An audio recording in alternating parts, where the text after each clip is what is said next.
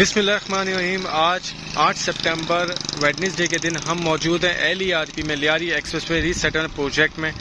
और आज की जो वीडियो है वो स्पेशली हमारे मोमिन भाइयों के लिए है, क्योंकि काफ़ी ज़्यादा हमें सोशल मीडिया पे और यूट्यूब पे मैसेजेस मौसूल होते थे और कहा जाता था कि हमारे मोमिन भाइयों के लिए आप एक स्पेशल वीडियो बनाएं और उनमें बताएं, क्योंकि जो हमारे कोयटा के रहने वाले मोमिन भाई हैं उनको आप थोड़ा सा LERP के बारे में बताएं, ताकि वो, क्योंकि काफ़ी ज़्यादा इंटरेस्टेड हैं तो वो इसके हवाले से इन्फॉर्मेशन लेना चाहते हैं। तो आज हम LERP में आए हैं।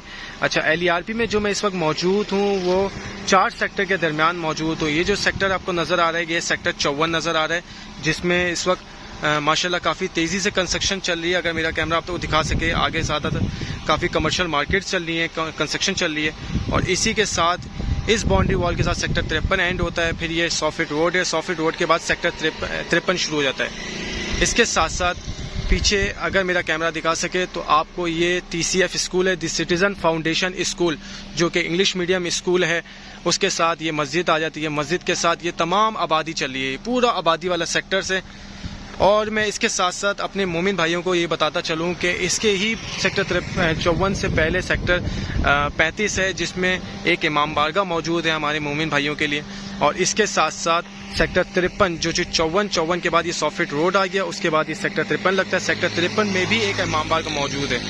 अच्छा, इसके साथ मैं अपने कोयटा के रहने वाले तमाम मोमिन भाइयों को ये बताना चाहता हूँ कि यहाँ पानी, बिजली, गैस, तमाम तरह सहूलियात मौजूद हैं। तो स्पेशली ये वीडियो आप लोगों के लिए बनाई जा रही है।